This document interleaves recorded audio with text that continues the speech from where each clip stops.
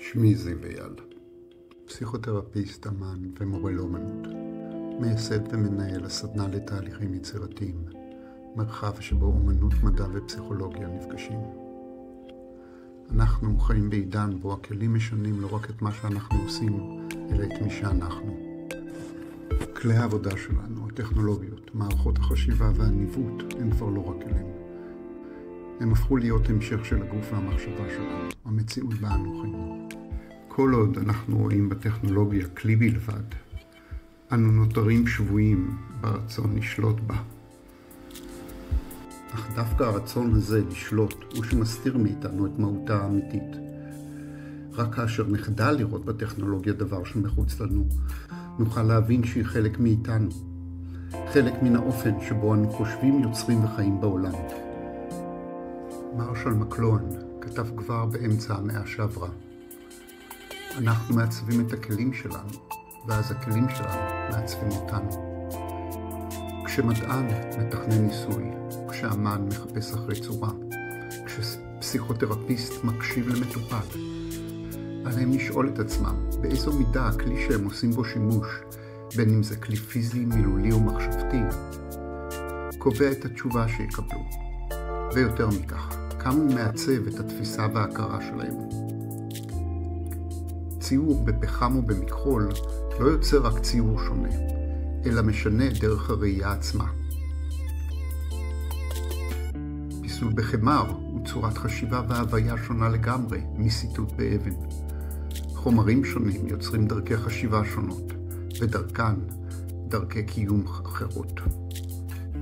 כשאנו מציירים עם הידיים או עם הגוף, הציור הופך לריקוד.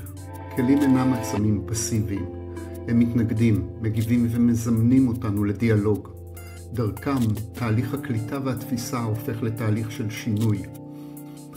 באומנות, במדע, כמו גם בפסיכותרפיה, כלי חדש, חומר או טכניקה, יכולים לשנות את מערכת המושגים כולה, ודרכה את צורת החשיבה של המשתמש.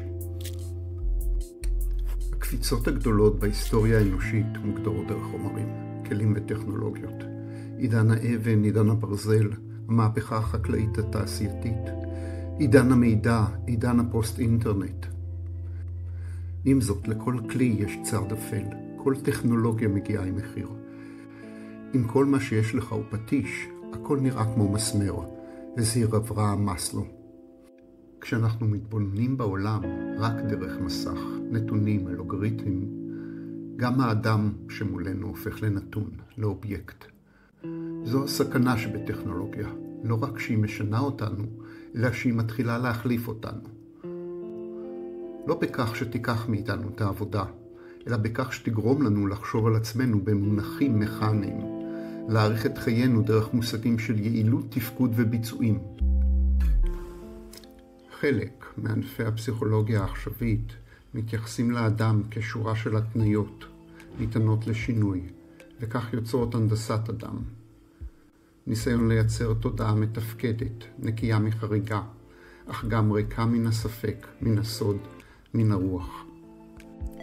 לפני 2 עשורים, המחשב היה הדימוי המרכזי של עולמנו, וחשבנו על עצמנו כמחשבים.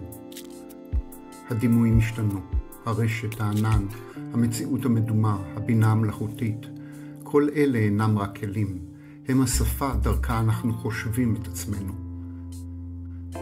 קשה עדיין לדעת כיצד ישנו דימויים אלה את החשיבה והתודעה האנושית.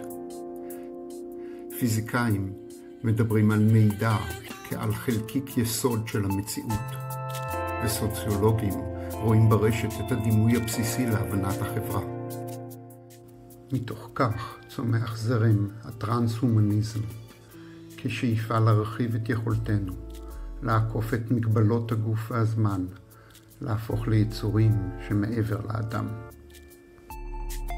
בתחילה חשבנו שהטכנולוגיה תעזור לנו לחשוב. לאחר מכן התחלנו להבין שהיא חושבת לא רק עבורנו, אלא במקומנו. עתה אנו מתחילים לחשוד שהיא חושבת אותנו, שאנו תוצרים שלה. היא כבר לא משקפת את המחשבה האנושית, היא מעצבת וממציאה אותה מחדש. הפיזיקאי והפילוסוף דויד בוהם טען ב-1990, ההנחה היא שהמחשבה היא רק תיאור המציאות, ושאתה הוא זה שמשתמש בה. אבל למעשה המחשבה משתלטת, היא מנהלת אותך. המחשבה נותנת לך את התחושה שאתה זה שמנהל אותה. שאתה הוא השולט במחשבה, אך למעשה המחשבה שולטת בכל אחד מאיתנו. כל טכנולוגיה היא ניסוי בהגדרת האדם. כל פעם שאנחנו ממציאים כלי חדש, אנחנו ממציאים אדם חדש, המותאם לו. ברונו לטור טען שכאשר אדם מחזיק אקדח, הוא הופך לישות אחרת, החלאה של אדם ונשק. כשהאדם נוגע בכלי, נולד משהו שלישי, לא אדם, לא מכונה, אלא תודעה מעורבת. הטכנולוגיה איננה רק משנה את מה שאנחנו עושים, אלא את המרחב שבו פעולה יכולה בכלל להתרחש. היא משנה את מידות התודעה, את מבנה הסיבה והתוצאה, את גבולות האפשר והבלתי אפשרי. היא לא כלי של האדם, היא שפה חדשה שבתוכה האדם נכתב. האקדח דרש קרבה, הרחפן יוצר מרחק. כך משתנה המוות ונעשה טכנולוגי, נטול גוף, נטול עדות. ברגע שהגבול בינינו לכלים שלנו מתפוגג, השאלה משתנה. אולי האדם מעולם לא היה מהות או דמות, אלא מערכת יחסים, רשת של חיבורים, כלים וחומרים. בתוכם התודעה לבשה מסכת אדם. עידן האבן, עידן הברזל, עידן המידע, לא היסטוריה של האנושות, אלא של חיבורים שאפשרו אותה. אנחנו לא היצורים שהמציאו כלים, אנחנו תוצרי הלוואי של השימוש בהם. בכל פעם שהומצא כלי חדש, נולד גם סוג חדש של אנושיות וחוסר אנושיות, דרך חדשה לחיות ולמות.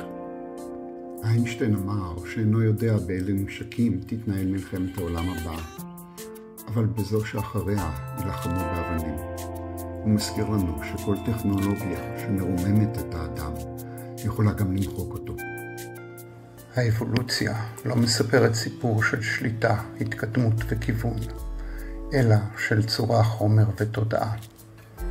הם משחקים בצורה יצירתית, דרך מקריות, כדי ליצור משהו חדש. אם הכלים יצרו אותנו, הרי שכל יצירה אנושית היא תשובת החיים לעצמם, ניסיון של המציאות לעצב מחדש את מי שייצב אותה. האמנות רואה ביצירה לא אמצעי, אלא דרך. לא תהליך מוכוון מטרה, אלא תהליך מוכוון תהליך. תנועה שמצדיקה את עצמה מעצם קיומה. הפסל ריצ'רד סרה אמר, אמנים ממציאים אסטרטגיות לראות בדרכים בהן לא ראו. כל תנועה אומנותית נולדה כמו טכנולוגיה חדשה של ראייה. כל מרד אומנותי הוא ניסוי בחומרי תודעה. הבינה המלאכותית איננה סוף האדם, אלא עוד ניסיון של היצירה להבין את עצמה דרך מדיום חדש. אנחנו, הכלים שלנו, בעולמות שאנו יוצרים יחד איתם, הם מערכת אחת, תודעה אחת. טכנולוגיה, תודעה, מחשבה, חומר ושפה אינם עולמות נפרדים, אלא חוטים באותו הריג של חיים. בסדנה לתהליכים יצירתיים אנו רואים ביצירתיות את ליבת האומנות. עם זאת תופסים את משמעותה כרחבה הרבה יותר. זו הדרך בה אנו יוצרים את עצמנו באופן פעיל. מעצבים את עולמנו הפנימי ואת המציאות סביבנו.